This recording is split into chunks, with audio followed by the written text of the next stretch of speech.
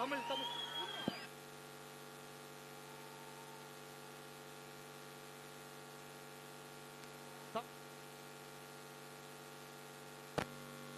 தமிழ் தமிழ் தமிழ் தமிழ்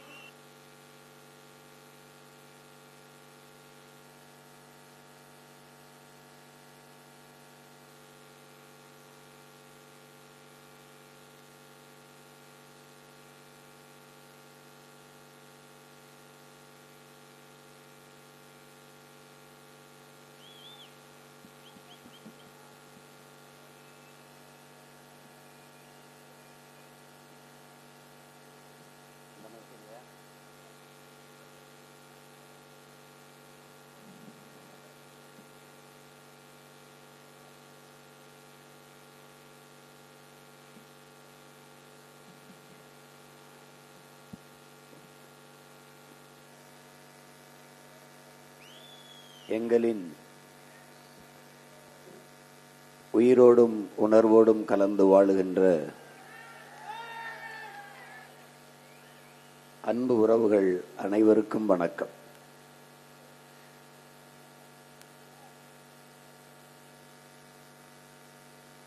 நாம்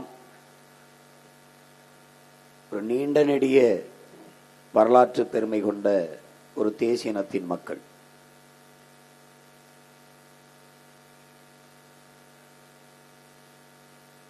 ஆனால் பெருமைப்பட வாழ்ந்த நாம்,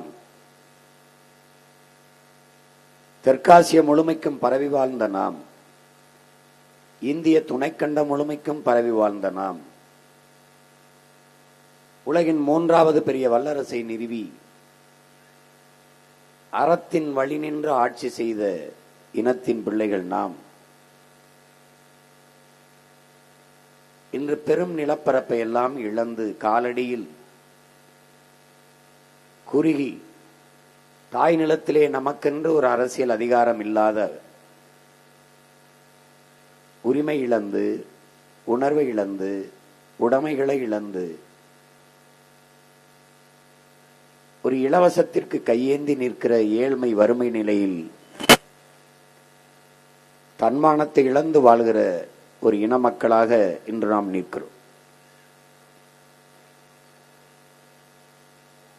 ஆகச்சிறந்த ஒரு மொழியின் பிள்ளைகள் நாம். அந்த மொழியின் அருமை தெரியாமல் தமிழ் பிடித்தால் வேலை கிடைக்குமா, தமிழ் பிடித்தால் சோறு கிடைக்குமா என்று அடுத்தவன் மொழி ஆங்கிலம் அறிவென்று அலைந்து திரிந்து தாய்மொழியை மறந்து கடந்து நாம் தமிழர்கள் என்ற அந்த இன அடையாளத்தையே மறந்து சொந்த நிலத்திலேயே அடிமையாக வாழ்ந்து கொண்டிருக்கிறோம். அதிலும் கொடுமை, நாம் அடிமையாக வாழ்கிறோம் என்பதே தெரியாமல் வாழ்ந்து கொண்டிருக்கிறோம். அதுதான் மிகப்பெரிய கொடுமை.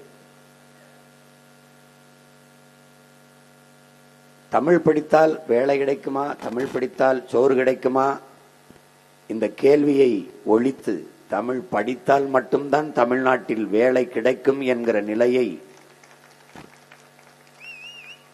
உருவாக்க வேண்டும் என்கிற கனவோடும் என் இன சொந்தங்கள் வேலைக்காக பிரிதொரு மாநிலத்தையும் பிரிதொரு நாட்டையும் தேடி போகிற நிலைமையை மாற்ற வேண்டும்.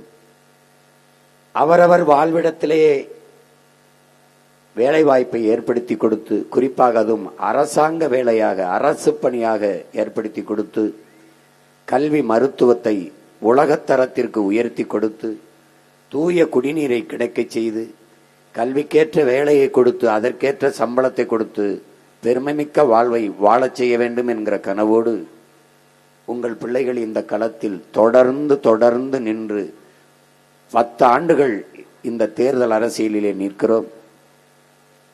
5வது முறையாக பொது தேர்தலை சந்திக்கிறோம். சட்டமன்ற தேர்தலை 3வது முறையாக சந்திக்கிறோம். எங்களுடைய கனவு மிக பெரிது. என் பெற்றோர்களே, என் உடன் பிறந்தார்களே, உலகத்தின் தலை சிறந்த நாடாக என் தாய் நாட்டை மாற்றி படைக்க வேண்டும் என்கிற பெருங்கனவு. பசி என்ற சொல்லே இல்லாத ஒழிக்க வேண்டும் என்கிற கனவு. வேலை இல்லை என்ற சொல்லுக்கு இனி வேலையே இல்லை என்ற நிலையை உருவாக்க வேண்டும் என்ற கனவு.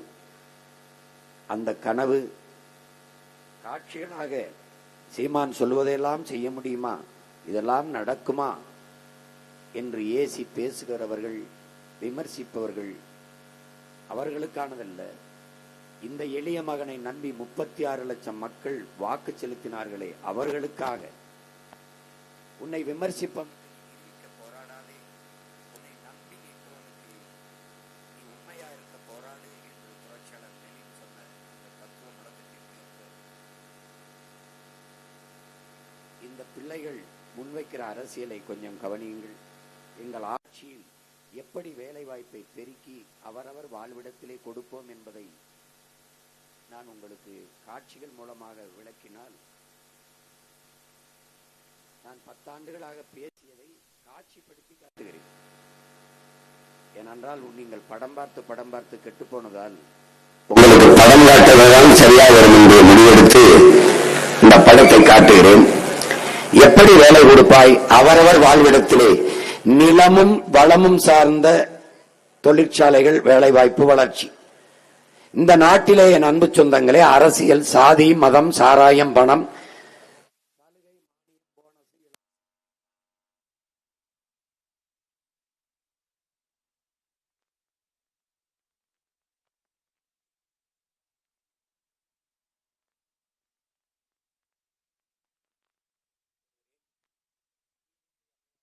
அதனால் தண்ணீரின் தேவையில் தண்ணீரை அடைகிறேன். அதை அடுத்து விளக்கி காட்டுகிறேன். இப்ப நீரை போய்க்கு பிறகு வயிறு பசி வந்தால் 10 பறந்துவிடும். பசி என்ற சொல்லே இல்லாமல் ஒழிக்க வேண்டும். அதற்கு ஒரே வழி, நானே வேளாண்மையை செய்கிறேன். வேளாண்மையை அரசு பணியாக மாற்றி விடுகிறேன். அவரவர் வாழ்விடத்திலேயே அரசு பணியை நாம் கொடுத்து விடுகிறோம். இப்போது எல்லாருக்குமான வேலை வாய்ப்பை எப்படி கொடுப்பது? நிலமும் வளமும் சார்ந்த தொழிற்சாலைகள், வேலை வாய்ப்பு, வளர்ச்சி. பாருங்கள்,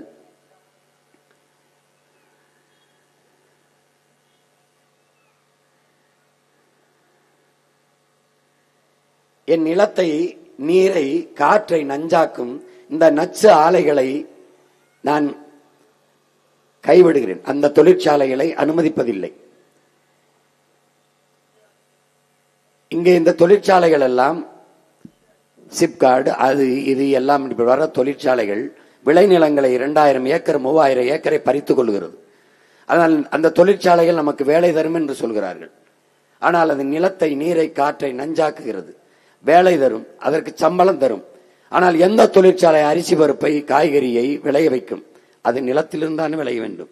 அதனால் நிலமும் வளமும் சார்ந்த தொழிற்சாலைக்கு நாம் செல்லுகிறோம். பாருங்கள், நமது ஆட்சியிலே அரிசி, பருப்பை, காய்கறியை எந்த தொழிற்சாலையும் வராது. இப்ப பாருங்கள், பெருந்துறையிலே சிப்காட் தொழிற்சாலை அது நிலத்தடி நீரை நஞ்சாக்கி 26 கிலோமீட்டருக்கு அங்க நிலத்தடியில் யுரேனியம் கலந்துருச்சு, தண்ணி எடுத்து குடிக்காதேங்கிறான். அரசு அறிவிக்குது, கவர்மெண்ட் சொல்லுது. அப்ப 27வது கிலோமீட்டர் தண்ணீர் எடுத்து குடிக்கலாமான்னு நம்ம கேட்டா பதில் சொல்ல. அங்க இருக்கிற தண்ணி நல்லா இருக்குமான்னு. நிலத்துக்குள்ளே 26 கிலோமீட்டருக்கு தண்ணி இல்ல, ஒரே ஒரு தொழிற்சாலையால. யோசிச்சு பாருங்க. யுரேனியம் கலந்த நீர். பீகார்ல தேர்தல் வருவதற்கு முன்பு, அண்மையில தேர்தல் நடந்தது, தேர்தலுக்கு முன்னாடி அவன் சொல்லல. தேர்தல் முடிந்த பிறகு 10 மாவட்டங்களில் நிலத்தடி நீரில் யுரேனியம் கலந்துருச்சு, நச்சு கலந்துருச்சு. அந்த தண்ணீரை குடித்தால் தாய்ப்பால் நஞ்சாயி அது என்ன ஆயிருது? பிள்ளைகளின் உடல்ல போய் குறைபாடுகளோடு குழந்தைகள் பிறக்கிறார்கள் என்று அரசு சொல்லுது. தேர்தலுக்கு முன்னாடி சொன்னா தோத்துருப்பான், தேர்தலுக்கு பின்னாடி சொல்லுது. அப்ப நச்சு ஆலைகளை நிலமெங்கும் நிறுவி நம் பூமி தாயின் உடலுக்குள் நஞ்சை பாய்ச்சி அதிலிருந்து வருகிற நீர் எல்லாமே விஷமாயி பிறக்கும் குழந்தைகள் புற்றுநோயோட பிறக்குது. இப்ப இந்த தொழிற்சாலை எல்லாம் என்ன தயாரிக்குது உள்ள யாருக்கும் தெரியாது. இந்த தொழிற்சாலையின் முதலாளி யாருக்கும் தெரியாது. இப்ப நாம என்ன செய்யறோம்? இந்த நிலமும் நீரும் காற்றும் நஞ்சாகாத தொழிற்சாலைக்கு போயிடுறோம். பாருங்க, இப்ப என்ன பண்றோம்னா, நம்ம தொழிற்சாலையை பாருங்க. இது என்னன்னா நிலமும் வளம் சார்ந்த தொழிற்சாலை. இப்போ பாப்பிரெட்டிப்பட்டியா இங்க, தர்மபுரியா அங்க, அடூரா அங்க, அரூரா அங்க, ஒசூரா அங்க, என்ன அந்த நிலத்தில் வரும்னு முதல்ல ஆய்வு செய்யறோம். கரும்பு வருமா, கரும்பு சார்ந்த தொழிற்சாலை. வாழை வருமா, வாழை சார்ந்த தொழிற்சாலை. மரவள்ளி கிழங்கு வருமா, மரவள்ளி கிழங்கு சார்ந்த தொழிற்சாலை. தென்னை வருமா, தென்னை சார்ந்த தொழிற்சாலை. ஒவ்வொன்னா காட்டுறேன் பாருங்க, உங்க மகன் பாருங்க எப்படின்னு. இப்போ நம்ம என்ன செய்யறோம், ஒண்ணுமே வராது, புல்ல வளர்த்து மாட்டு பண்ணையை வச்சிடறோம். பாருங்க மாட்டு பண்ணை. இது என்ன செய்யுது, கரும்பு வருது, கரும்பு வருது. அப்ப என்ன செய்யறோம், கரும்பு சார்ந்த தொழிற்சாலை. எப்படி கரும்பு சார், கியூபாங்கிற ஒரு நாடு வெறும் கரும்பை மட்டும்தான் வச்சிருக்கு. உலகத்தின் சர்க்கரை கிண்ணம்ங்கிறான் கியூபாவை. அந்த கரும்பை மட்டும் வைத்து தற்சார்பு பொருளாதாரம், கல்வி அவன்கிட்ட இருக்கு, மருத்துவம் அவன்கிட்ட இருக்கு, போக்குவரத்து அவன்கிட்ட இருக்கு, மின் உற்பத்தி விநியோகம் அவன்கிட்ட இருக்கு. யாரும் கையேந்தல, ஒரு தற்சார்புல அந்த நாடு நிக்குது. நல்லா கவனிச்சுக்கிறங்க, எல்லாம் அரசாங்கத்திட்ட இருக்குது. பிரேசில் கரும்பையும் மாட்டையும் வச்சிருக்கு. பால், மாட்டுக்கறி ஏற்றுமதி, பால் ஏற்றுமதி, கரும்பு. கரும்புல இருந்து எத்தனால் பெட்ரோல் எடுக்குது, சர்க்கரை எடுக்குது. பாத்துக்கிறங்க, கரும்புல இருந்து பாருங்க என்னென்ன பாருங்க. இப்ப கரும்புல இருந்து அதே மாதிரி தமிழ்நாட்டு அரசு முத்திரையை மாத்திடுறோம். வேற அரசு, இது நம்ம அரசு, தூய அரசு. எல்லாத்தையும் தூக்கி வீசிடுறோம். இங்க பாருங்க எப்படி போகுது பாருங்க. தக்காளி போடுறோம். இப்ப கரும்புல இருந்து தொழிற்சாலை. ஏன் இதை ஒரு முன்னோட்ட மாதிரி காட்டுறேன், கரும்புனா கரும்புல இருந்து என்னென்ன தயாரிப்பேன்னு பிறகு தனித்தனியா போட்டு காட்டுவேன். இப்போ என்ன பண்ற, கரும்பு போட்டோமா, கரும்புல இருந்து சர்க்கரை எடுக்கிறோம், சர்க்கரையில இருந்து சாப்பிடுற தட்டு தயாரிக்கிறோம், அப்புறம் நாட்டு சர்க்கரை, எல்லாம் வருது. அந்த கரும்புல இருந்து எத்தனால் பெட்ரோல் தயாரிக்கிறோம், அந்த பெட்ரோலை வச்சு மின்சாரம் தயாரிச்சுக்கிறோம், எரிகாட்டு எல்லாம். இங்க பாருங்க, இப்ப தக்காளி போட்டோம் பாருங்க, தக்காளி போட்டோம். எத்தனை, 2000-3000 ஏக்கர்ல. நிலத்துக்கு என்ன பண்ணுவ, அரசு இடம் 21 லட்சம் ஏக்கரை நான் விளைநிலங்களாக உருவாக்க போகிறேன் என்று முன்னாள் முதல்வர் அம்மையார் ஜெயலலிதா சட்டசபையில் பேசியதற்கு 21 லட்சம் ஏக்கர் விளைநிலத்தை உருவாக்க அரசு இடம் இருக்கு. எனக்கு 15 லட்சம் ஏக்கர் போதும். இல்ல, என்ற இடம் பத்தல, மக்கள்கிட்ட இடத்தை குத்தகைக்கு வாங்குவேன், லீஸுக்கு வாங்கி 25 ஆண்டுகளுக்கு ஒத்திக்க எடுப்பேன். அந்த நிலத்துக்கு உரிய தொகையை கொடுத்துருவேன். சொத்து உரிமை அவன்கிட்ட இருக்கும், நிலம் என்கிட்ட இருக்கும். நான் அவனுக்கு என்ன, மகனுக்கு வேணுமா வேலை, அவங்களுக்கு வேணுமா வேலை, அரசு வேலை கொடுத்துருவேன் நிலத்துல. நல்லா கவனிச்சுக்கணும். திருப்பி 25 ஆண்டு கழிச்சு நான் இல்ல, இன்னொரு உள்ள வந்து ஆட்சி ஆளும்போது அவனுக்கு கேட்பான், உங்க நிலத்தை எங்களுக்கு மறு ஒப்பந்தத்துக்கு கொடுக்குறீங்களா, இல்ல நிலத்தை நீங்க எடுத்துக்கிறீங்களான்னு. இல்ல நாங்க எடுத்துக்கிறோம்னா கொடுத்துறோம், மறு ஒப்பந்தத்துக்கு கொடுக்குறோம்னா அன்னைக்கு என்ன விலை இருக்கோ அந்த நிலத்தின் விலைக்கு பணத்தை கொடுத்து மறு ஒப்பந்தம் போட்டுக்கிறோம். இங்க பாருங்க, அப்படி நிலத்தை 2000 ஏக்கர் 3000 ஏக்கர் எடுத்து தக்காளி போடுறேன். தக்காளியிலிருந்து பல கூழ், ஜாம், ஊறுகாய், உணவு தேவைக்கு பெட்டியா அடைச்சு உள் மாநில தேவை, வெளி மாநில தேவை, வெளிநாட்டு தேவைக்கு தமிழ்நாட்டு அரசு ஏற்றுமதி செய்யும். தக்காளி தொழிற்சாலை, மாடு வளர்த்தேன், ஆடு வளர்த்தேன். இங்க பாருங்க, பசுமை தொழிற்சாலை வைக்கிறேன். மருதம் மாட்டு பண்ணையில மாடு 2000-3000 ஏக்கர்ல மேய்து பாருங்க, மாடு மேய்து பாருங்க, மேய்து. நீங்க பாரு, இதுக்கு ஒண்ணுமே வர வேண்டியதில்லை, பொட்டல் காடு போதும். அண்ணே எதுவுமே வராதுன்னு, புல்லு வரும்லடா போடுறான், இந்த பாடுறா மாடு. என்ன செய்யறேன், 200 ஏக்கருக்கு 100 ஏக்கர்ல கொலை வெட்டுறேன், 100 ஏக்கருக்கு 5 ஏக்கர்ல கொலை வெட்டுறேன். அவன் பாட்டுக்கு சுதந்திரமா மேய்ஞ்சு திரிவான். இங்க பாரு, நீங்க வாங்கருவா வச்சுக்கிட்டு தூக்குச்சட்டி வச்சு மேய்க்கிறது இல்ல ராஜா, அந்த வேலை கிடையாது. இங்க பாரு, நாடெங்கிலும் மேய்ச்சல் நிலம், அவன் சாப்பிடுற வாகை, அகத்தி, புல்லு எல்லாம் வளர்த்து விட்டுறோம். இங்க பாரு, மரம் சாப்பிடுது பாரு, மேயுது பாரு, மேயும் பார்த்துக்கிட்டே எப்படி பாரு போகுது. இது எதுக்கு, இந்த இடத்துல ஒரு நிலத்தை 3 பயன்பாட்டுக்கு கொண்டு போறேன். எப்படி, மாடு கீழே மேய்ஞ்சுக்கிட்டு இருக்கு, மேல காற்றாடிய போட்டுறேன், காற்றால மின்சாரம். நல்லா கவனிச்சுக்கணும், நல்லா கவனிக்கணும்பா. காற்றால, இந்த காற்றாலையிலிருந்து மின்சாரம் எடுத்துக்கிறேன். கீழே மாடு மேய்றான், அவனுக்கு எந்த தொல்லையும் இல்லை. மாடு மேயிற இடத்துல மாடு இவ்வளவு உயரம் இருந்ததுன்னா அதுக்கு மேல ஒரு 6 அடிக்கு சூரிய ஒளியில மின் தகடை போட்டுறேன். இந்த போட்டிருக்கேன் பாரு, பாரு என்னை பாரு, நல்லா கவனி பாரு. எதுவும் கதை இல்லை, உண்மை. இந்த பாரு, சூரிய ஒளிக்கு கீழே ஆடு, மாடு, கோழி எல்லாம் மேய்ஞ்சுக்கிட்டு இருக்கான். அப்போ அந்த இடத்துல என்ன பண்றோம், மின்சாரம் தயாரிச்சுக்கிறோம், மாடும் வளர்த்துக்கிறோம். சூரிய ஒளி, காற்றாலை மின்சாரத்துல சூழியலுக்கு, சுற்றுச்சூழலுக்கு எந்த கேடும் கிடையாது. அணுவுல வெடிச்சது, அனல் மின்சாரத்துல இந்த சாம்பல், புகை வந்தது எதுவும் கிடையாது, உலர் சாம்பல் வந்தது எதுவும் கிடையாது. இப்போ இந்த குளத்துல மீனை வளர்த்துக்கிறேன். இங்க பாரு, பாத்துக்க. மாடு மேய்து, மாடு போய் சத்தா நீங்க தங்குற இடங்களுக்கு இப்படி குடிசை போட்டுறேன், கூரை போட்டுறேன், கூரை மேல சூரிய தகடா போட்டுறேன். பார்த்துக்கிட்டே வா. அந்த இடத்துல கால்நடைக்கு மருத்துவம் பண்ண அரசு மருத்துவமனை, கால்நடை மருத்துவர்களுக்கு அரசு கால்நடை மருத்துவமனை கட்டி அந்த பண்ணையிலே வாழ்றதுக்கு அவங்களுக்கு வீடு கட்டி கொடுத்துறேன். நல்லா கவனிச்சுக்க. எத்தனை பேருக்கு வேலை வருதுன்னு பாரு, கொஞ்சம் யோசிச்சு பாரு. உன் நாட்டை இப்படி கற்பனை பண்ணி பாரு. உன் மகன் ஆட்சியில் எப்படி இருக்கு பாரு, கொஞ்சம் பாரு, நாட்டை பாரு. பால் பண்ணை பார்த்துக்க. பால் உற்பத்தி, பால் பொருளில் இருந்து வெறும் பால்னா பால் இல்லை, பால் இருந்து மோர், பால் இருந்து தயிர், பால் இருந்து நெய், பால் இருந்து வெண்ணெய், பால் இருந்து பால்கோவா, பாலாடை கட்டி, எத்தனை தொழிற்சாலை பார்த்துக்க. தயாரிச்சு இங்க பாரு. தமிழ்நாட்டு அரசு முத்திரையில மருதம் அங்காடின்னு போட்டு என் நாட்டு மக்களுக்கு தூய பாலை கொடுப்பேன். இந்த மாதிரி கலப்பட பால் ஆந்திராவிலிருந்து வருது, அங்கிருந்து வருதெல்லாம் கிடையாது. தூய பால் கொடுப்பேன். ஏன்னா பால் முழு உணவு. பால் இருந்தால் ஒரு நாடு பசி இருக்காது. எப்படி பசி ஒழிப்பேன்? பால் இருந்தால் பசி இருக்காது. ஏன்னா நீ எந்த திரவ உணவுலையும் கழிவு வராது, பாலில் கழிவு வரும். பார்த்துக்கிட்டே இரு. இங்க பாரு, ஒவ்வொன்னா பாரு. படித்தவர் படிக்காதவர் அனைவருக்கும் அரசாங்க வேலை கொடுக்கிறேன். படித்தவன் எவ்வளவு லிட்டர் பால் கறந்திருக்கோம், எவ்வளவு பால் கோவாக்கு போகுது, எவ்வளவு நெய் தயாரிக்க போகுது, எவ்வளவு வெண்ணெய் தயாரிக்க போகுது, எவ்வளவு மோருக்கு போகுது, எவ்வளவு தயிருக்கு போகுதுன்னு கணக்கிடுவான். எவ்வளவு உள்நாட்டு மக்களின் பால் தேவைக்கு போகுது, எது வெளி மாநிலத்துக்கு போகுது, எது வெளிநாட்டுக்கு போகுதுங்கிற கணக்கை அங்க பண்ணிருப்பான். இங்கே சாப்ட்வேர் கணினி படித்தவனுக்கு அங்கே வேலை. பார்த்துக்க. மாடு இங்க பாரு, பால் கறக்கிறதுக்கு படிச்சவன் தேவையில்லை, பால் எவ்வளவு கறந்துருக்குன்னு கணக்கிடுறதுக்கு படிச்சவன் தேவை. அப்ப ஒரே இடத்துல படிக்கிறவன் படித்தவன் படிக்காதவன் அனைவருக்கும் அரசு வேலை வந்துருது. எங்க கொள்கை, படித்தவன் படிக்காதவன் அனைவருக்கும் அரசாங்க வேலை, இனி படிக்காதவரே இல்லை என்ற நிலையை உருவாக்குவது எங்களின் அடுத்த வேலை. இந்த பாரு மாடு பாரு, நீ மேய்க்கிற மாடு இல்ல, எப்படி மேய்க்கிறான் பாருடா. இங்க பாரு, கண்காணிப்பு கருவியை வச்சிருவேன், நீ எங்கேயும் போக வேண்டியதில்லை. அவனா போய் மேய்வான். சிசிடிவி கேமரா வச்சிருவேன்.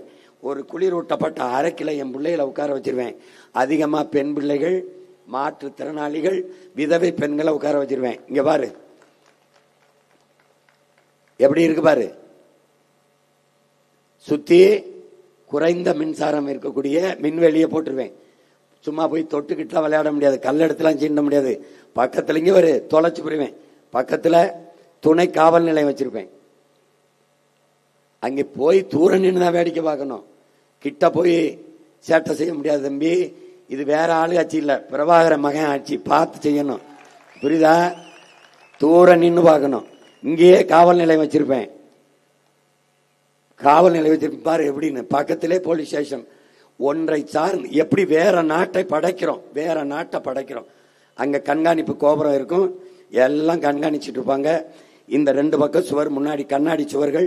மாடு மேய்கிறத இந்த பாரு பார்த்துக்கிட்டே இருப்பாங்க. எங்கெங்க இருக்குது, என்னென்ன போகுது, அவன் தண்ணி குடிக்கிறான், கண்ணுக்குட்டி போடுறான், அங்க அவனுக்கு என்னென்ன செய்தி எல்லாம் கண்காணிச்சுட்டு இருப்பான். பார்த்துக்க.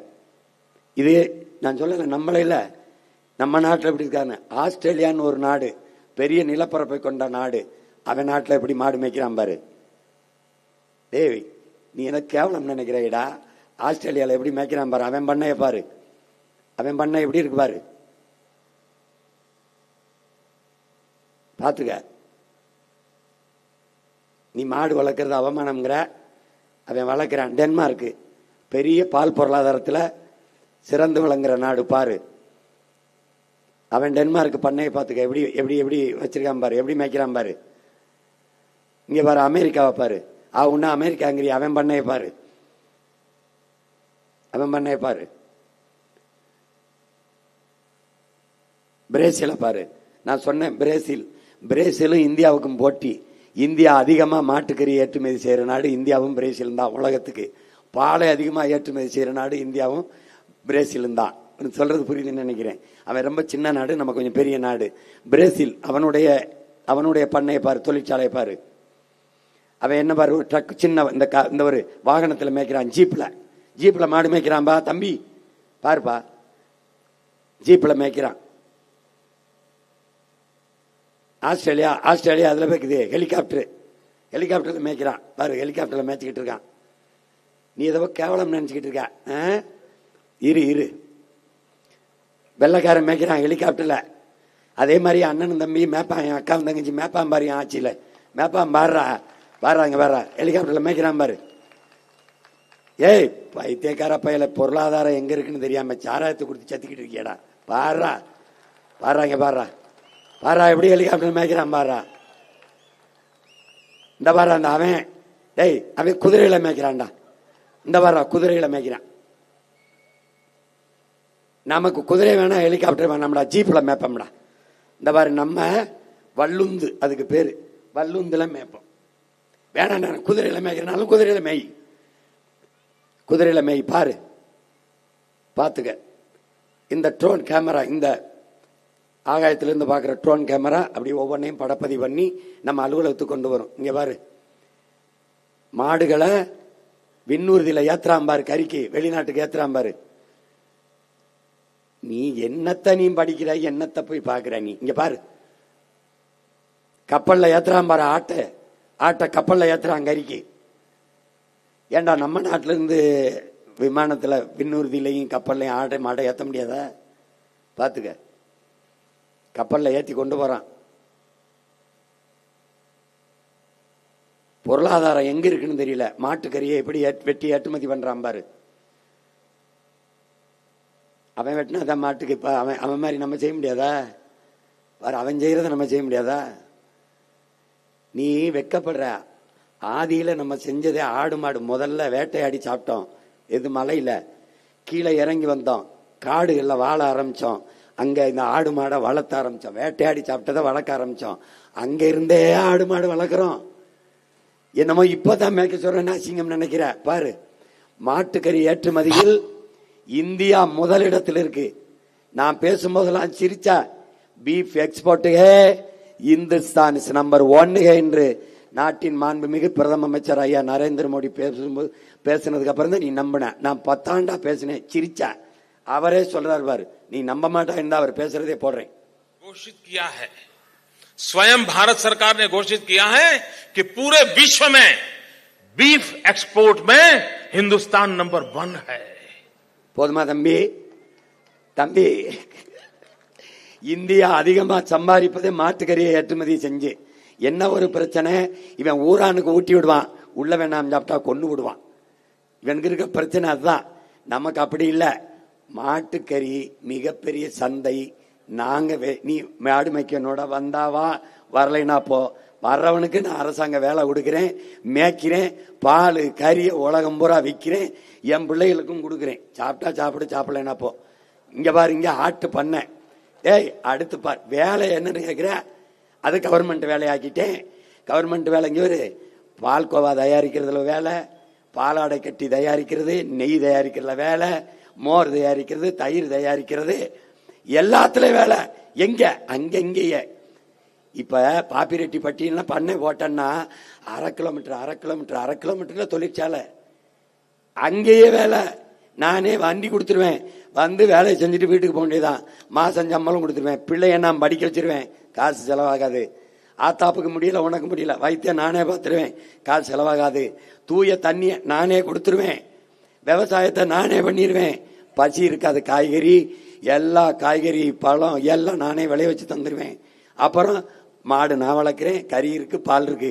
ஆடு நான் வளர்க்கிறேன், கறி இருக்கு, பால் இருக்கு. கோழி நான் வளர்க்கிறேன், முட்டை இருக்கு, கறி இருக்கு. என்னடா வேணும் உனக்கு? பாராடை பாரா, நாட்டை பாரா. ஆட்டு பண்ண எப்படி மேய்றான் பாரு. உலக நாடுகளை பாரு. நீ ஆட்டு கறியை எப்படி வெட்டி ஏற்றுமதி செய்யறான் பாரு.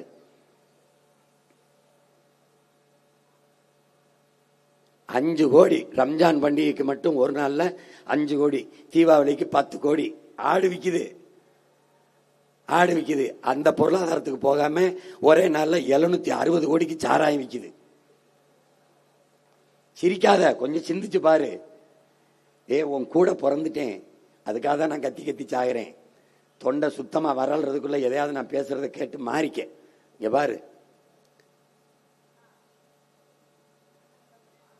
இங்க பாரு, கழுத பண்ண கழுதைனா நீ சிரிக்காத, கழுதைனா சிரிக்காத, கொஞ்சம் கவனிச்சு பாரு. இங்க பாரு, கழுதை பண்ண.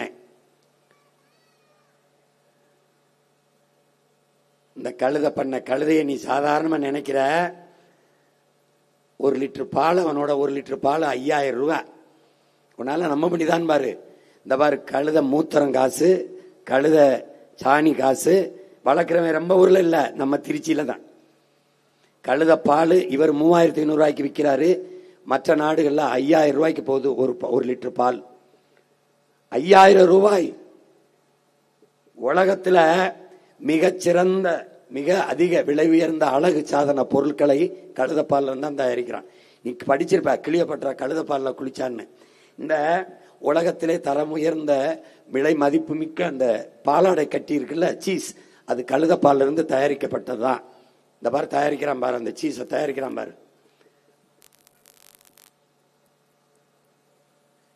டாங்கி சீஸ் மிகப்பெரிய சந்தை. இதுதான் மிகப்பெரிய அளவிற்கு போகுது. கழுதையினுடைய இந்த அம்மா வந்து பாக்குது பாரு, இந்த பால், இந்த சீஸ், இதுதான் மிகப்பெரிய சந்தை. இது உலகத்தில் விலை உயர்ந்த பாலாடை கட்டி இந்த சீஸ், அதான் இந்த டாங்கி மில்க். எவ்வளவு? கழுதை வளர்ப்புக்கு 50 லட்சம் மானியம் தரம்னு யார் சொல்றா? இந்திய அரசு சொல்லுது, நான் சொல்லல. ஏன் மத்திய அரசு சொல்லுது, கழுதை வளர்த்தா 50 லட்சம் ரூபாய் மானியம் தரம்னு. நீ இதெல்லாம் அவமானம் நினைக்கிறாடா டே. நீ உனக்கு நான் என்ன பண்றது? அதுக்கு தான் நான் என்ன சொல்லிட்டேன், கவர்மெண்ட் வேலைன்னா பாத்துருவேன். ஏன்னா கவர்மெண்ட் வேலைன்னா சாராயமே ஊத்தி கொடுக்குற, நீ இந்த வேலையை செய்ய மாட்டியா என்ன? இங்க பாரு, டாங்கி மில்க். தம்பி, டாங்கி மில்க் 5000 ரூபீஸ் எழுதியிருக்கு பாரு, எழுதியிருந்தது. கழுதை வளர்க்க 50 லட்சம் மானியம் உனக்கு, பாத்துக்க.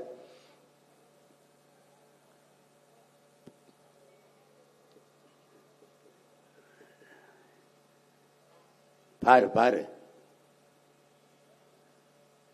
இதான் நான் சொன்ன அந்த பாலாடை கட்டி எப்படி தயாரிக்கிறான் பாரு, அந்த சீஸ். அந்த எப்படி எப்படி எடுக்கிறான் பாரு. அதை எவ்வளவு பெரிய வேலை வாய்ப்பு இருக்கு, எவ்வளவு பெரிய சந்தை அதில் இருக்கு, எவ்வளவு பெரிய பொருளாதாரம் இருக்கு, எவ்வளவு பெரிய தற்சார்பு பொருளாதாரம் இருக்கு. எப்படி பேக் பண்ணி கொண்டு வரான் பாரு, எப்படி கொண்டு வரான் பாரு தம்பிடே. பாரு எப்படி பண்றான் பாரு. கழுதப்பால் வளலை என்ன சோப்பு, கழுதப்பால் சோப்பு அவ்வளவு விலை உயர்ந்தது. சோப்பு கட்டி எப்படி தயாரிச்சிருக்காங்க பாருங்க. கழுதப்பால் சோப்பு வருது 19,000 20,000 ரூபா ஒரு பாரு. அந்த பவுடர், இந்த கழுதப்பால் பவுடரு 20,000 ரூபாய்க்கு விற்குது. கழுதப்பால் பவுடர் உண்ணக்கூடியது போட்டிருக்கான் பாரு, உண்ணக்கூடியது. கழுதைப்பால் தூய்மை மற்றும் இயற்கையானது 3,400 ரூபா, அதாவது கிட்டத்தட்ட 4,000 ரூபா வருது டாங்கி மில்க். தம்பி, இது கழுதப்பாலில் செஞ்ச வளவை, அது சோப்பு கட்டி, தமிழ்ல வளவைங்கிறோம். எவ்வளவு? 400 ரூபா வருது. 400 ரூபா வருது. எனக்கு ஒரு பிரச்சனை இல்லை, கழுதை இல்லை, எங்கிருந்து கொண்டு வந்து பெருக்கிறதுன்னு தெரியல. அதுதான் எனக்கு குழப்பம். நீ வந்தாவா மேய்க்க, வரலைன்னா போ, நான் மேய்க்கிறேன் பார்த்துக்க. கழுதை பாலில் ஷாம்பு மேலே எழுதியிருக்கேன் பாரு, சனா நேச்சுரல்ஸ் கழுதை பால் ஷாம்பு முடி வளர்ச்சி, முடி உதிர்வதை கட்டுப்படுத்துதல் மற்றும் ஆழமான ஊட்டத்திற்கு ஒரு சல்பேட் மற்றும் பாரபன் இல்லாத மென்மையான ஷாம்பு போட்டிருக்கான் பாரு. விளம்பரப்படுத்தி 619 ரூபாய்க்கு விற்கிறான். தம்பி கொஞ்சம் கவனி தம்பி, கவனி தம்பி, பார்த்துக்க.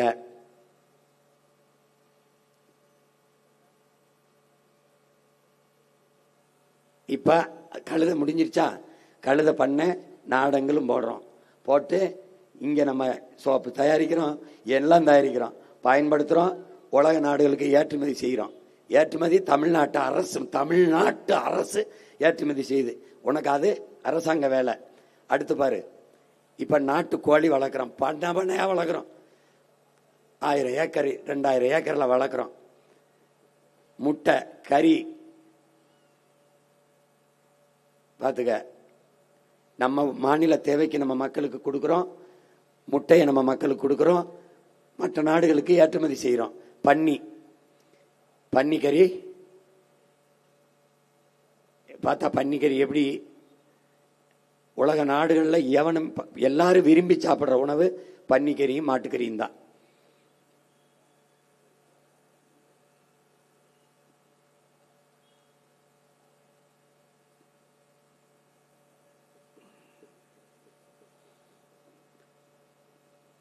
எல்லா நாடுகளும் இதை ஏற்றுமதி செய்து அதுபோல நாமும் செய்வோம்னு சொல்றேன், உனக்கு சொல்றேன். அப்ப வாழ்விடத்திலே உனக்கு வேலையை நான் தந்துருவேன்னு சொல்றது இதுதான். வாத்து பண்ண பாத்துக்க, வாத்து முட்டை, வாத்துக்கறி மிகுந்த மதிப்பு மிக்கதா பல நாடுகள்ல இருக்கு. இப்ப எங்க பாரு, இதெல்லாம் பெரிய வேலை இல்லை, பெரிய செலவு இல்லை. இண்டஸ்ட்ரி கட்டுறதுக்கு பெரிய கட்டடம் இல்லை. இது மாதிரி சீட்டு, ஃபால் சீலிங் போட்டு, குளிரூட்டப்பட்ட ஏசி, குளிரூட்டி போட்டு, மின்விசிறியை போட்டு அங்கங்கே வாழ்விடத்துல இந்த தொழிற்சாலையை உருவாக்கிடுவேன் உங்க அண்ணன், பாத்துக்க. இதெல்லாம் நம்ம நாட்டில் உள்ளதில்லை, வெளிநாட்டில் உள்ளதை உனக்கு காட்டுறேன். ஏன்னா நீ நம்ப மாட்ட. இப்போ எரிகாற்று, இயற்கை எரிகாற்று, இது எப்படின்னா, இப்போ சிலிண்டர் நமக்கு அரபு நாடுகளிலிருந்து இந்த எரிகாற்று வந்தது, பெட்ரோல் டீசல் வந்தது. இப்போ அமெரிக்கா ஈரான் போர்ல நமக்கு எரிகாற்று, இந்த சிலிண்டர் தட்டுப்பாடு வந்துருச்சு எரிகாற்று ஊர்ல. இப்ப நம்ம என்ன செய்யறோம், இந்த மீத்தேன், ஈத்தேன், இந்த பயோகேஸ் இதுல இருந்து எடுக்கிறான், அதை நிறுத்திடுறோம். ஏன்னா நம்ம பூமி தானி ஈரக்குலைய, இதயத்தை அறுத்து எடுக்கிறத நிறுத்திடுறோம். அதனால நிலத்தடி நஞ்சாயிருது, நிலம் நஞ்சாயிருது, அது பேராபத்தான போக்கு. அப்ப அதனால என்ன செய்யறேன், இயற்கை எரிகாற்று, இதுக்கு உயிர் வழின்னு பேரு தமிழ்ல. இயற்கை எரிகாற்றுக்கு நான் வந்துடுறேன். எப்படி வர்றேன்னா, ஆடு மாட்டு கழிவு, பன்னி கழிவு, கழுத கழிவு, கோழி கழிவு, மக்கிய இலைதலை கழிவு, இது எல்லாத்தையும் எடுத்துக்கிட்டு போய் 100 ஏக்கர் 200 ஏக்கர் 300 ஏக்கர்ல குப்பை கடங்க செய்யறேன். அந்த குப்பை கடங்குல இதை கொண்டு கொட்டி அங்க இருந்து பயோகேஸ்ங்கிற இந்த எரிகாற்றை தயாரிக்கிறேன். அப்ப மீத்தேன் ஈத்தேன் எனக்கு தேவைப்படாது. எடுத்து எத்தனை லட்சம் டன் வேணாலும் நான் அதுல தயாரிச்சுக்க முடியும். தயாரிச்சுக்க என் மக்களுக்கு இலவசமா தரமாட்டேன், தடையின்றி கொடுப்பேன், எல்லாருக்கும் கொடுப்பேன். என் மக்களுக்கு போக மீதிய பிற மாநிலத்திற்கு, பிற நாட்டுக்கு ஏற்றுமதி செய்வேன். இந்த உற்பத்தியில எந்த இடையூறும் இல்லை. பூமி தாய்க்கோ, காற்றுக்கோ, நீருக்கோ எந்த சேதாரமும் இல்லை. எல்லார் வீட்டுக்கும் தடையின்றி உரிய விலைக்கு அந்த உற்பத்தி செய்யறதுக்கு எனக்கு ஒரு செலவாகுதுல, அந்த நிர்வாகத்துக்கு அங்க பணி செய்யற பிள்ளைக்கு சம்பளம் கொடுக்கணும்ல, அந்த செலவை எடுத்துக்கிட்டு என் மக்களுக்கு உரிய கட்டணத்தில். இந்த பாரு, நான் சொல்றது நீ நம்ப மாட்ட. அதிலே எழுதும் போது என் அண்ணன் சீமான் சொன்ன பயோகேஸ்ன்னு சொல்லியிருக்கான்.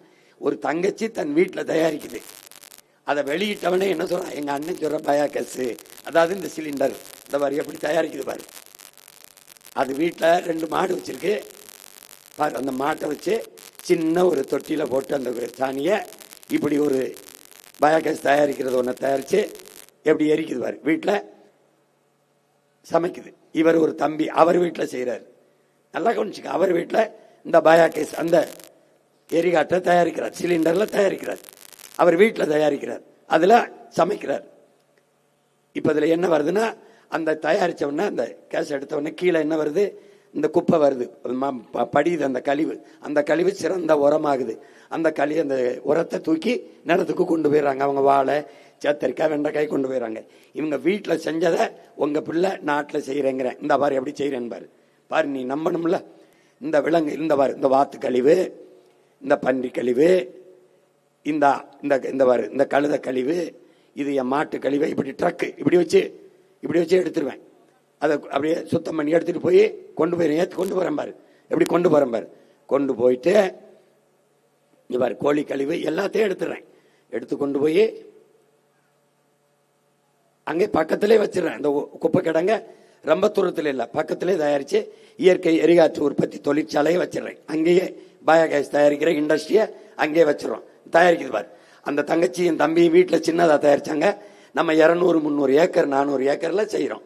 விளைநிலங்களை பறிச்சில்ல, விளைச்சலுக்கு பயன்படாத பெரம்போக்கு இடங்கள் அந்த கருந்தில் தயாரிக்கிறோம். எப்படி தயாரிக்கிறோம் பாரு, அந்த தயாரிக்கிறோம் பாரு. இப்படி தயாரிச்சு அந்த குடுவையில அடைக்கிறோம், சிலிண்டர்ல அடைக்கிறோம் பாரு. எப்படி கொண்டு போறோம் பாரு. தமிழ்நாட்டு அரசு எரிகாற்று இந்த சிலிண்டர்ல ஏத்திட்ட வண்டியில மக்களுக்கு போகுது, மக்களுக்கு கொடுக்க போகுது. மக்களுக்கு போக மீதி வேற ஏதாவது மாநிலத்துக்கு வேணும்னா விற்கும், வேற ஏதாவது நாட்டுக்கு வேணும்னா, நீ என்னடா அங்கிருந்து ஈரான்ல இருந்து வர்றது, ஈரானுக்கு இந்த தமிழ்நாட்டில இருந்து வருது, எந்த நாட்டுக்கு வேணும்னு அங்கே சந்தைப்படுத்துறோம். இப்ப இந்த உரம், இயற்கை உரம் மிச்சம், அதெல்லாம் எடுத்தது போக இப்படி கழிவு, இந்த உரம் மிச்சமாகுது. இந்த உரத்தை எடுக்கிறோம். இது ஆகச்சிறந்த உரம். ரசாயன உரங்களை தடை விதிச்சிருது. செடி கொடி பயிர்கள் வேர்ல நச்ச இந்த வெடிவுப்பை கந்தக வேதி விரத்தை நம்ம போட தயாரா இல்லை. ஏன்னா விஷத்தை விளைவிக்க தயாரா இல்லை. நஞ்சில்லாத உணவு அதுவே நம் கனவு. இப்ப என்ன பண்றோம், இந்த மாதிரி ட்ரக்கில் வச்சு அப்படியே நிலமங்கும் அந்த உரத்தை கொண்டு தூவிடுறோம். பாத்துக்க, இந்த குப்பையை எடுத்துக்கிட்டு போய் நம்ம தான் வேளாண் பண்ணை வச்சிருக்கோம். அந்த பண்ணையில் கீரை வளர்க்க, பயிர் வளர்க்க, செடி வளர்க்க, காய்கறி வளர்க்க எல்லாவற்றுக்கும் அந்த பண்ணையை அந்த உரத்தை நம்ம பயன்படுத்திக்கிறோம். இப்போ எந்த இயற்கைக்கும் கேடு வராமல் நிலமும் வளமும் சார்ந்த தொழிற்சாலைகளை உருவாக்கி கொண்டே போறோம். இப்ப கரும்பிலிருந்து, வாழையிலிருந்து, மரவள்ளி கிழங்குகளிலிருந்து, அப்புறம் பருத்தியிலிருந்து, வேர்க்கடலிலிருந்து, எள்ளுல இருந்து, பனையில இருந்து, தென்னையில இருந்து, எப்படி ஒண்ணுல இந்த சணல், அதை நான் ஒண்ணு ஒண்ணா காட்டுறேன். ஏன்னா இப்ப நேரமலையில மொத்தமா காட்ட முடியாது. இப்ப அடுத்தடுத்து அண்ணன் ஒவ்வொரு ஊர்லையும் போட்டு காட்டும் போது நீங்க வலையொலியில வரும் பாருங்க, எப்படியெல்லாம் கொண்டு எப்படியெல்லாம் அந்த பொருளாதாரத்தை பெருக்கிறேன். இது தற்சார்பு பசுமை தாய்மை பொருளாதாரம்ங்கிறேன். வேளாண்மையை முன்னிறுத்தி கட்டமைக்கிற பொருளாதாரம்னால தற்சார்பு பசுமை தாய்மை பொருளாதாரம்னு சொல்றேன் அதை. ஏன்னா அங்கதான் நிலையான பொருளாதாரமும் எல்லாருக்குமான வேலையும் இருக்கு. இப்போ மருந்தில்லா உணவு, நஞ்சில்லா உணவு தான். ஏன்னா நம்ம முன்னோர்கள் உணவே மருந்து என்று சொன்னார்கள். அப்போ உணவே மருந்து, நஞ்சில்லாத உணவை கூட்டு வேளாண் பண்ணை முறைமா நான் உருவாக்குறேன். எப்படி கூட்டு வேளாண் பண்ணைனா, நெல் மட்டும் விளையிறது இல்ல, கரும்பு மட்டும் விளையிறது இல்ல, வாழை மட்டும் விளையிறது இல்ல, தென்னை மட்டும் விளையிறது இல்ல, புடலங்காய், பீக்கங்காய், சொரக்காய், வெண்டைக்காய், கத்தரிக்காய், எள்ளு, கிழங்கு, கடலை, ஆடு, மாடு, பன்னி, கழு எல்லாம் சேர்ந்து ஒரு பெரிய பண்ணை. 5000 ஏக்கர், 10,000 ஏக்கர்ல, 5000 ஏக்கர்ல ஏர்போர்ட் கட்டும் போது 5000 ஏக்கர்ல நான் ஏர்பூட்டி உழக்கூடாதா என்று அறிவு சமூகம் சிந்திக்கணும். அங்க பாருங்க, கம்பு விளையும், சோளம் விளையும், குதிராவளி விளையும், சாம விளையும், திணை விளையும், கீரை விளையும். கீரைனா ஒரு கீரை இல்ல, பொன்னாங்கண்ணி விளையும், வல்லார விளையும், தண்டங்கீரை விளையும், அகத்திக்கீரை விளையும், முருங்கைக்கீரை விளையும். பாரு என் பண்ணைய பாரு. அங்க பாரு, புடலங்காய் விளையுது, பீக்கங்காய் விளையுது, சொரக்காய் விளையுது, கரும்பு விளையுது, வாழை விளையுது, எல்லாம் வருது. ஆனா ஒண்ணு கூட நஞ்சில்ல, நம்பி நீ சாப்பிடலாம். ஏன்? தமிழ்நாட்டு அரசு விளைய வைக்குது. தமிழ்நாட்டு அரசு ஒரு நல்ல தமிழனின் அரசு, அறம் சார்ந்து ஆட்சி செய்கிற ஒரு மரவனின் அரசு. அங்க என்ன பண்ற, கூட்டு பண்ண இன்ப சுற்றுலா வைக்கிறேன், இயற்கை சுற்றுலான்னு வைக்கிறேன். இன்ப சுற்றுலா வேற, கொடைக்கானல்வோ, குற்றாலம்போ, ஏற்காடுவோ அது வேற. இது இயற்கை சுற்றுலான்னு வைக்கிறேன். இந்த கூட்டு பண்ணைக்குள்ள இப்படி தங்கும் விடுதிகள் கட்டுறேன். நீ பிள்ளையோட வந்து சின்னதா திரையரங்கு கட்டுறேன், அங்கேயே படம் போட்டு காட்டுவேன். அப்புறம் இப்படி சுற்றுலா இந்த மாதிரி சின்ன ட்ரெயின் மாதிரி ட்ரக் மாதிரி விடுவேன். நீ இந்த பண்ணையை சுத்தி சுத்தி பார்க்கலாம். அங்க தங்கும் விடுதி வச்சிருப்பேன், நானே உணவகம் வச்சிருப்பேன், ரெஸ்டாரண்ட். உனக்கு புரியுதுன்னு நினைக்கிறேன். இங்க உனக்கு என்ன வேணும், மீன் வேணும், அங்க போய் இந்த மீனை நீயே பிடிச்சிக்கலாம். அந்த கோழி அப்படி அங்கே, இந்த கீரை, இந்த காய், என்ன கேட்கிறியோ, பன்னிக்கறி கேட்டாலும் வரும், முயல் கறி கேட்டாலும் வரும், ஆட்டுக்கறி கேட்டாலும் வரும், மாட்டுக்கறி கேட்டாலும் வரும். அங்கேயே உனக்கு சமைச்சிருவான். பாரம்பரிய உணவகம் அங்கே இருக்கும். நீனே மீன் பிடிச்சு இந்த மீனை எங்களுக்கு ஆக்கித்தாங்கன்னா தருவான். எவ்வளவு வருவாய் இருக்குன்னு பாரு. நான் சொல்றதை இதுக்கு மேல நீ நம்பலைன்னு வச்சுக்க, உன்னை ஒருவனாலும் காப்பாற்ற முடியாது, உன்னை ஒருத்தனாலும் காப்பாற்ற முடியாது. பால் பொருளாதாரம் பார்த்துக்க. பால் பொருளாதாரம் எவ்வளவு இருக்குன்னா 3 லட்சம் கோடி தமிழ்நாட்டில். சாராய பொருளாதாரம் எவ்வளவு இருக்குன்னா 50,000 கோடி. பால்ல 3 லட்சம் கோடி வருவாய் இருக்கு, சாராயத்தில் 50,000 கோடி இருக்கு. அப்போ சாராய பொருளாதாரம் உயிரை எடுக்கும், பால் பொருளாதாரம் உயிரை கொடுக்கும். இதுல எந்த பக்கம் உங்க மகன் நிக்க என்பதை அறிவார்ந்த எனது பெற்றோர்கள், என் தம்பி தங்கியில் புரிந்து கொள்ளணும். உயிரை எடுக்கிற சாராய பொருளாதாரத்திற்கா, உயிரை கொடுக்கிற பால் பொருளாதாரத்திற்கா? குடிக்க வச்சு அக்கா தங்கச்சி தாலி இருக்கிறதுக்கா, இந்த பாலை கொடுத்து என் பிள்ளைகளை ஊட்டமா வளர்க்கறதுக்கா? எந்த பக்கம் நிக்க? நீங்க எந்த பக்கம் நிக்க போறீங்க? அதுதான். சாராயம் காய்ச்சறவன் பக்கமா, பால் விற்கிறவன் பக்கமா? लाख करोड़ रुपए का है जिसकी वैल्यू धान और गेहूं के कुल प्रोडक्शन से भी ज्यादा है, उसकी ड्राइविंग फोर्स भारत के ग्रामीण क्षेत्र में रहने वाली महिलाएं हैं, हमारी माताएं हैं, हमारी बेटियां हैं. பால் பொருளாதாரத்துல பால்ல பெரிய சந்தை இருக்கு. டைரி டேல பேசுறாரு பிரதமர். பால் நாள்ல பெரிய சந்தை இருக்கு. அதுலயே நம்ம பெரிய தற்சார்பு பொருளாதாரத்தை அடையலாம். அது நம்ம தாய்க்கு, நம்ம குடும்பத்திலவிற்கு, நம்ம பிள்ளைக்கு எல்லாருக்குமான பொருளாதாரம் அதுல இருக்குன்னு பேசுறாரு நாட்டின் பிரதம அமைச்சர். நான் பேசினா நீ நம்பல, சாதாரண மகன் நாட்டின் முதன்மை அமைச்சர் பேசுறாரு. இப்பவாவது இந்த மகனை நம்பு, நான் சொல்றத நம்பு. நான் வறுமைன்னு உங்க சொல்லு இல்லாம ஒழிக்கிறேன், பசிங்கிற சொல்லு இல்லாம ஒழிக்கிறேன், வேலை இல்லைங்கிற நிலை இல்லாத ஆக்குறேன். நம்பு, என்னைய நம்பு. பால் ஒரு முழுமையான உணவு. இங்க பாரு, இந்த பிள்ளை பாலை குடிச்சுன்னா பசிக்காது. ராத்திரியில நீ சாப்பிடாம போனீன்னா அம்மா வெறுவயத்துல படுக்காதப்பா, பாலையாவது குடிச்சிட்டு படுன்னு சொன்னா. ஏன்னா பால் முழுமையான உணவு, ரிச் புரோட்டீன், நல்ல முழு உணவு. இங்க பாரு, பாலை என் பிள்ளைய குடிக்குது.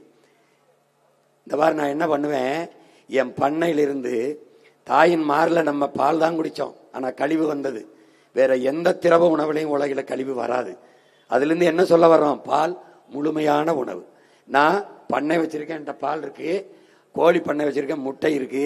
இதை முதல்ல எங்கே ஏற்றுமதி செய்வேன், பசுஞ்சோலை பள்ளிகள்னு நான் பள்ளிக்கூடம் நடத்துவேன். என் பள்ளிக்கூடத்துக்கும் கல்லூரிக்கும் தான் முதல்ல அனுப்புவேன். படிக்க போற பிள்ளைக்கு இவங்க மாதிரி உப்புமா கிண்டி போட மாட்டேன். பால், முட்டை. இங்க பாரு, எப்படி பாரு, வாசல்லையே கடை இருக்கும், வாசல்லையே அன்பு இல்லம்னு பிள்ளைகளால் கைவிடப்பட்ட முதியோர்களுக்கு, பெற்றோர்களுக்கு, பெற்றோர்களால் கைவிடப்பட்ட குழந்தைகளுக்கு தளிர் என்று விடுதி வச்சிருப்பேன். இந்த பள்ளிக்கூடம், கல்லூரி, இந்த முதியோர் இல்லம், குழந்தைகள், அதாவது பெற்றோரால் கைவிடப்பட்ட குழந்தைகள் தளிர், அந்த இடத்துக்கு தான் முதல்ல போகும். அதுபோக மிச்சம் பால் சந்தை. நானே குறிஞ்சி, முல்லை, மருதம் நெய்தல் அங்காடின்னு வச்சிருப்பேன். அந்த மருதம் அங்காடிக்கு போகும். நீ போய் அங்க கட்டிட்டு நீ தூய பாலை எடுத்துக்கிட்டு வாங்கிட்டு போயிட்டே இருக்கலாம். இல்ல முடியல, என் வீட்டில் கொண்டாந்து கொடுனாலும் யாரு கொடுப்பான், கொடுக்குறவன் அவனும் கவர்மெண்ட் வேலை தான். பாருங்க, கொண்டு வருவேன். இது எதுக்குன்னா, அன்பு இல்லம்னு முதியோருக்கு கட்டி வச்சிருப்பேன். இதை நல்லா கவனிச்சுக்கணும். இதுவரைக்கும் இருக்கிற முதியோர்களுக்கு, பிள்ளைகளால் கைவிடப்பட்டவர்களுக்கு, இதுவரை பெற்றோரால் கைவிடப்பட்டவர்களுக்கு, இனிமே எவனாவது தன்னை பெற்ற தாய் தந்தரை, பெற்ற பிள்ளைகளை கைவிட்டால் என்ன நடக்கும்னா, நாட்டின் குடியுரிமையை நீக்கி, கல்வி சான்றிதழ் செல்லாதன ஆக்கி, மின் இணைப்பு, எரிவாயு இணைப்பு, குடிநீர் இணைப்பு எதையும் கொடுக்க மாட்டேன். நீ வாழ தகுதியற்றவன், நீ மனிதனாக பிறந்ததே பிழை என்று உன்னைய தூர தள்ளி விட்டுருவேன். பார்த்துக்க, இதுவரைக்கும் இருந்ததை பாதுகாப்பேன், இனிமேல் எவனும் செய்ய முடியாது.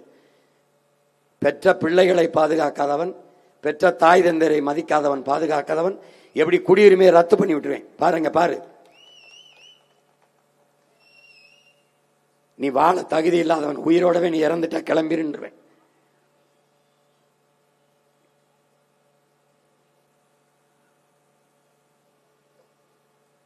இங்க பாரு, 16, 15, 10 பிள்ளைகளை பெற்ற என் தாத்தா பாட்டி ஒரு பிள்ளைகளை கூட அனாதை இல்லத்தில் விடலை. 90 வயசு வரை வாழ்ந்து செத்த என் பாட்டி தாத்தாவை எங்க அப்பன் முதியோர் இல்லத்தில் சேர்க்கல. அவ்வளவு பண்பாடு செறிந்து மானுட நேயம் மிக்க வாழ்ந்த ஒரு இனத்தின் மக்கள் நாம. இது இந்த அனாதை இல்லம், இந்த முதியோர் இல்லத்தை பார்ப்பது, நீ என்ன நினைக்கணும், மனித நேயத்தை கொன்றுட்டு, மனிதத்தை கொன்றுட்டு நாம் வச்சிருக்கிற சமாதி, கல்லறைன்னு நீ நினைக்கணும். இனிமேல் அதை நீ கண்ணால பார்க்க கூடாது. எல்லாரும் பெற்ற தாய் தந்தரை நேசிக்காதவன், பெற்ற பிள்ளைகளை நேசிக்காதவன் பெரிதொரு மனிதனை நேசிப்பான் என்று எப்படி நம்புவாய்? வாழ தகுதியற்றவன். அதனால் இந்த நாடு அவனை புறக்கணிச்சிடும். என் பிள்ளைகளுக்கு சத்தான உணவு, சிற்றுண்டி விடுதி கொடுப்பேன், முட்டை கொடுப்பேன், பால் கொடுப்பேன், காய்கறி கொடுப்பேன், எல்லாம் கொடுப்பேன். என் பிள்ளை நான் முட்டை சாப்பிட மாட்டேயா, எனக்கு பிடிக்காதியானா, விடுதாயி, இந்த கேரட் இருக்கு, இந்த பீட்ரூட் இருக்கு, இந்த ஆப்பிள் இருக்கு, இந்த ஆரஞ்சு இருக்கு, வாழைப்பழம் இருக்கு, பழச்சாறு இருக்கு, ஏன்னா இதெல்லாம் நான் விளைய வைப்பேன். நான் தான் வேளாண்மை செய்யறேனே, வேளாண்மை செய்வதான் அரசு பணியா மாத்திட்டனே, நானே வேளாண்மை செய்வேன். எங்க அமைச்சர் எங்க இருக்காரு, முதலமைச்சர் அந்த பண்ணையில உட்காந்து அமைச்சர்களோட ஏதோ பேசிக்கிட்டு இருக்காருன்னு சொல்ல வைக்கல. நீ பாத்துக்கிட்டே இரு. தின அங்காடி நானே பகுதி சார்ந்து, இங்க மாட்டு பண்ணை இருக்குன்னா முல்லை அங்காடி வச்சிருவேன், மருதம் அங்காடி வச்சிருவேன். ஆடு மாட்டு பண்ணையில முல்லை அங்காடி, மலை அங்க கிழங்கு கேரட் முள்ளங்கிக்கு குறிஞ்சி அங்காடி வச்சிருவேன். நெல்லு தக்காளி கத்தரிக்காய் வெண்டைக்காய் சுரக்காய் மருதம் அங்காடி வச்சிருவேன். மீன் நானே பிடிப்பேன், மீன் பிடிச்சு கொடுக்குறேன், சொந்தங்கள்ட்ட நானே வாங்கிப்பேன், நானே சந்தைப்படுத்துவேன். அந்த வேளாண்மைக்கு வேளாண் அமைச்சருக்கு கீழே ஒரு குழு போடுவேன். தருமபுரியா 2 பெரிய வேளாண் பெருமக்கள், கிருஷ்ணகிரியா 2, அங்க சேலமா 2-3 பேர், ஒவ்வொரு மாவட்டத்துக்கும் ஒவ்வொரு 2 பேர் எடுப்பேன். ஒரு பெரிய குழு வைப்பேன், ஆலோசனை குழு.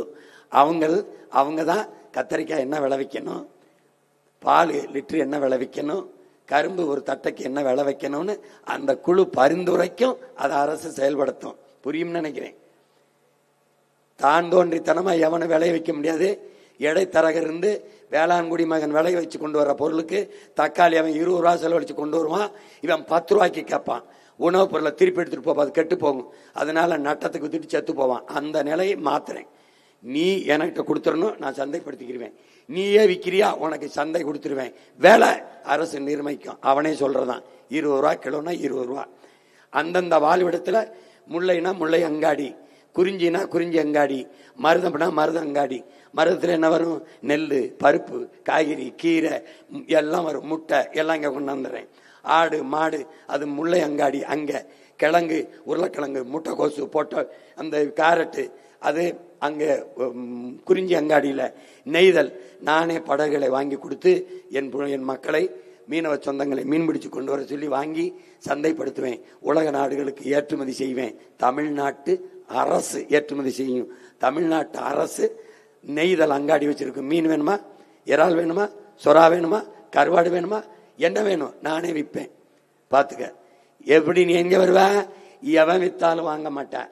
தமிழ்நாட்டு அரசு முத்திரை இருக்கான்னு தேடுவேன். ஏன்னா அவ்வளவு தரமும் சரியான அளவும் இருக்கும். ஏன், ஆள்பவன் பிரபாகரன் என்கிற பெரும் மரவனின் மகன், வார்த்தையில் உண்மை வாழ்க்கையில் நேர்மை என்று வாழ்ந்த ஒரு ஒப்பற்ற புரட்சியாளனின் மகனின் ஆட்சியில் எல்லாமே மிகச்சரியா இருக்கும். எல்லாமே மிகச்சரியாக இருக்கும். 10 ஆண்டு பசுமை திட்டம், பல கோடி பனை திட்டம் கொண்டு வந்துருவேன். என் நாட்டை 10 ஆண்டுகளில் பச்சை போர்வையாக போத்தி விட்டுருவேன். மரம் நடுவதற்கு வளர்ப்பதற்கு என்று பலாயிரக்கணக்கான படித்த பிள்ளைகளை படிக்காத பிள்ளைகளையும் வேலைக்கு எடுப்பேன். மரம் நடனும் வளர்க்கணும். 10 ஆண்டு பசுமை திட்டம், பல கோடி பனை திட்டம் அரசு பணியாக்கி போட்டிருக்கேன் பாரு, வரைவில் கொடுத்திருக்கேன். பசுந்தமிழ் நாடாக மாத்துவேன். புவி வெப்பமாகுது, பருவநிலை மாறுதுங்கிற பேச்சுக்கு இடம் இல்லை. என் பிள்ளை மாணவ பிள்ளை ஒரு மரக்கன்று நட்டா தேர்வுல 1 மார்க்கு, 10 மரக்கன்று நட்டா 10 மதிப்பெண் கொடுப்பேன். 100 மரக்கன்று நட்டா சிறந்த தமிழ் தேசிய குடிமகன் விருது கொடுத்து பாராட்டுவேன். வேலையில் அவனுக்கு அந்த சான்றிதழ் வச்சு அரசு வேலையில் முன்னுரிமை கொடுப்பேன். குடிமக்கள் 100 மரம் நட்டா சிறந்த தமிழ் தேசிய குடிமகன் விருதை கொடுத்து அவனுக்கு என்ன பண்ணுவேன், பரிசு கொடுப்பேன். செத்தானா என்ன பண்ணுவேன், 1000 மரம் நட்டு செத்துட்டான்னா அரசு மரியாதையோட அடக்கம் பண்ணுவேன். அற்ப பதர்களுக்கெல்லாம் அரசு மரியாதை கொடுக்கும் போது 1000 மரம் நட்டவனுக்கு கொடுக்க கூடாதா? என்னாச்சு பாரு.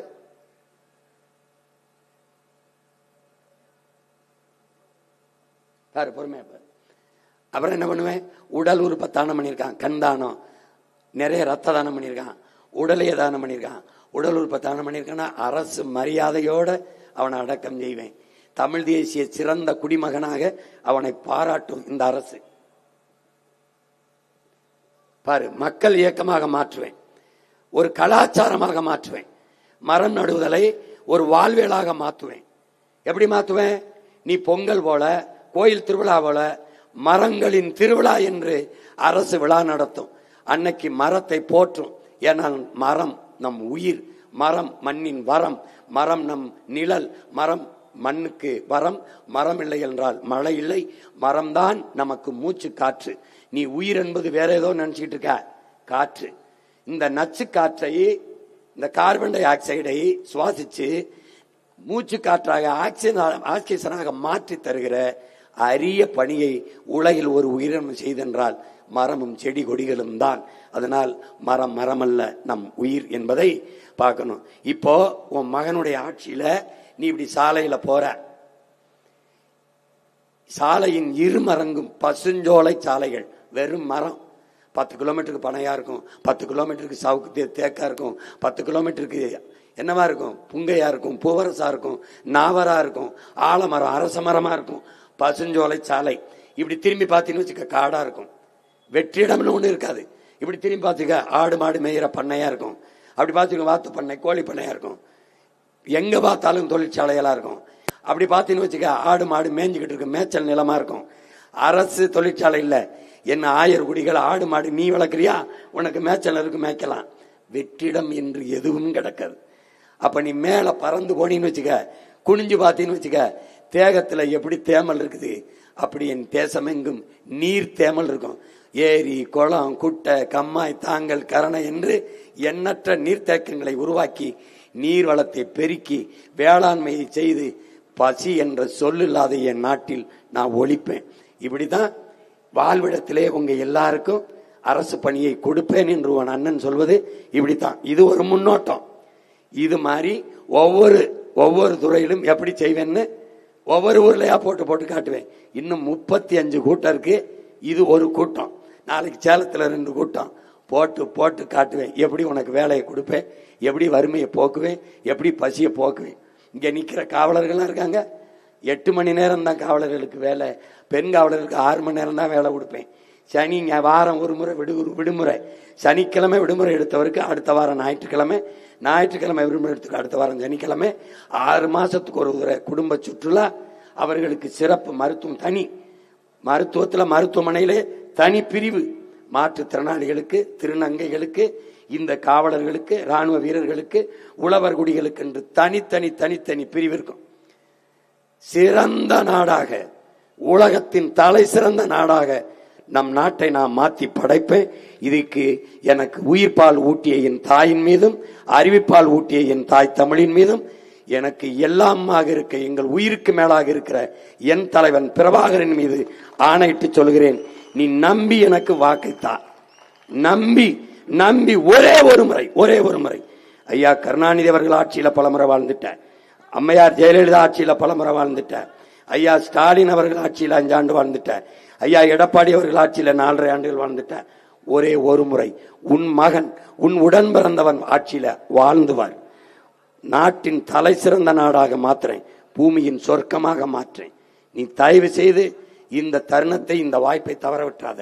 வரலாறு உனக்கு தந்திருக்கிறது, கவனி.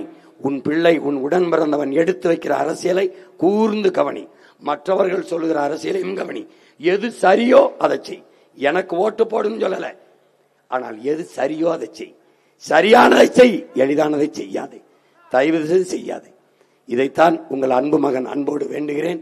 இந்த நிலத்திலே இந்த மண்ணிலே போட்டி போடுகிற என் அன்பு தங்கை, அரூர் தொகுதியிலே போட்டி போடுகிற இந்த மண்ணின் மகள், என் அருமை தங்கை அக்குப்பஞ்சர் மருத்துவர் அனிதா அவர்களுக்கு வேளாண்மை சின்னத்திலே, விவசாய சின்னத்திலே வாக்கு செலுத்தி வெற்றி பெற செய்யுங்கள்.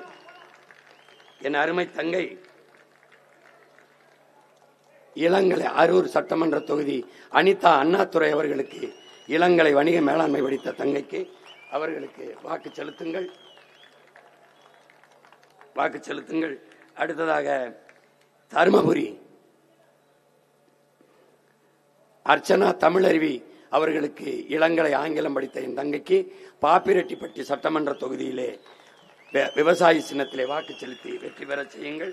அடுத்ததாக தருமபுரியிலே போட்டியிடுகிற அன்பு தங்கை சாந்தலட்சுமி அவர்களுக்கு, பொறியாளர் சாந்தலட்சுமி அவர்களுக்கு விவசாய சின்னத்திலே வாக்கு செலுத்தி வெற்றி பெற செய்யுங்கள். அடுத்ததாக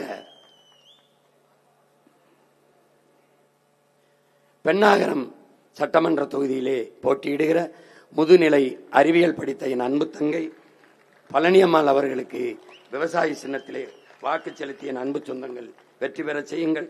தருமபுரி மாவட்டம் பாலக்கோடு சட்டமன்ற தொகுதியிலே போட்டியிடுகிற என் அன்பு இளவல் ஆறுயிர் தம்பி பொறியாளர் பூபதி அவர்களுக்கு வாக்கு செலுத்தி வெற்றி பெற செய்யுங்கள். நான் சொன்ன இந்த நாடுகளில் அமெரிக்காவில் பணி செய்து கொண்டிருந்த என் தம்பி அந்த பணியை விட்டுவிட்டு அண்ணன் சொல்லுகிற அரசியல்தான் சரி, இந்த நாடு போல என் நாட்டை மாற்ற வேண்டும் என்று இங்கே வந்து தேர்தல் களத்திலே நின்று மக்களுக்கு பணியாற்ற வேண்டும் என்று இந்த பாலக்கோடு சட்டமன்ற தொகுதியிலே போட்டியிடுகிறான். அவனுக்கு உங்கள் மதிப்புமிக்க வாக்கை விவசாயி சின்னத்திலே தந்து வெற்றி பெற செய்யுங்கள். புரட்சி எப்போதும் வெல்லும். உங்கள் பிள்ளைகள் எங்களின் வெற்றி அதை சொல்லும்.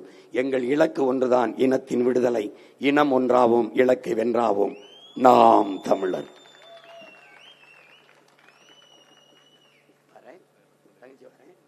நல்லா செய்யுங்க. ஒரு மாசம் தான் என்னடா